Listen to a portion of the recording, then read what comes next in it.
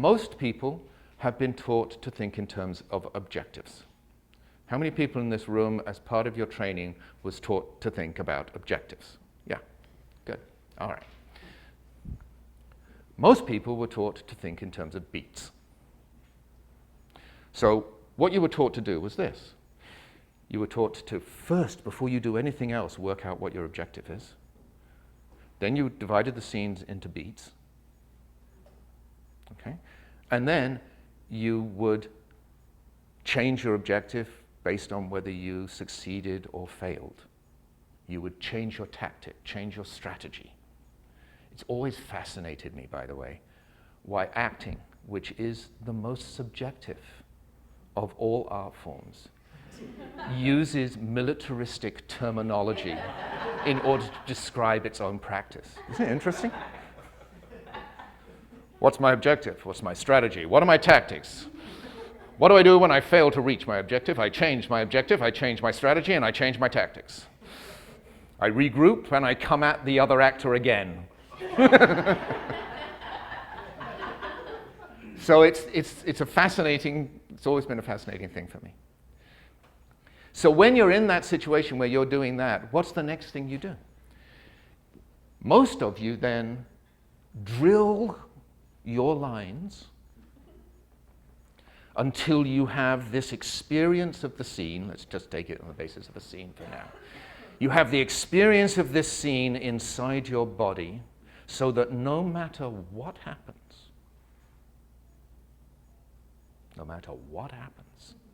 you will be able to get through this experience when you are in the act of performance. And you will know exactly how you're going to play the scene.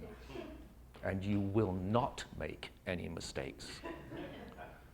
Particularly if it's 5 and under, right?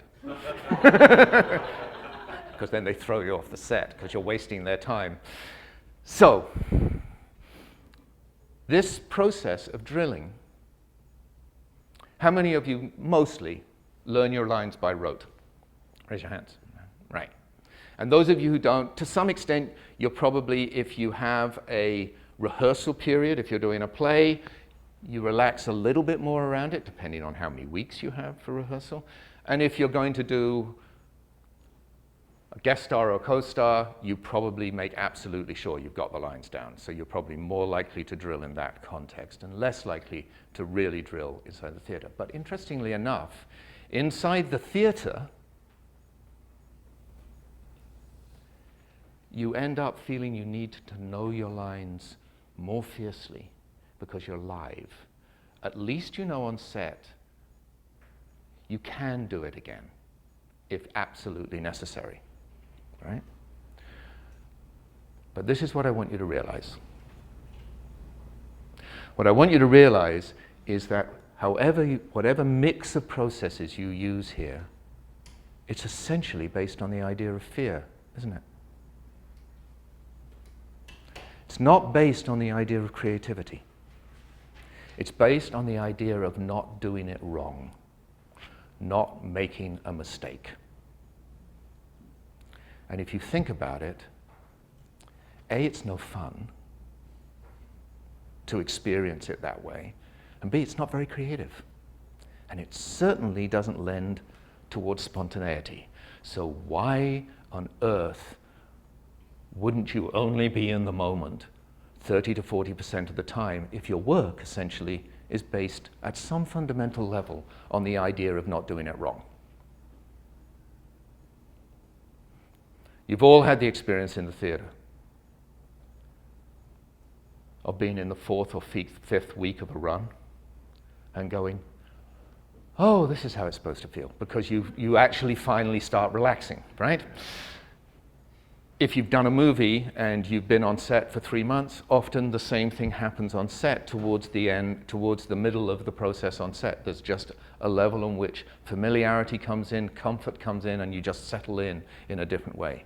What I want you to be able to do is to be able to do that from the very beginning. So what I started to realize was that actually, in many ways, how you absorb the material in the first place affects whether you're in the moment or not. And this led me to a whole series of thoughts. If we started our relationship to the material in a moment-to-moment way, then wouldn't it be possible that the experience of playing the material might be more in the moment? And I started playing with this idea with my actors in San Francisco. It was so scary for them, really scary. Because if you actually do this, it means you have an opportunity of not getting ahead of yourself in the way that you think about the scene, first. Secondly, you don't have that same feeling of security. That same feeling that you already have the scene pre-digested inside you, and your work is to pretend that you don't. Which is a big part of acting, right? You know what's going to happen with a scripted scene, and a big part of acting is making sure the audience believes that you don't know what's going to happen. With this way of working, actually, you feel, and you have to learn to get used to this feeling and learn to trust this feeling and trust that it's okay. You actually don't feel like you have the whole scene pre-digested.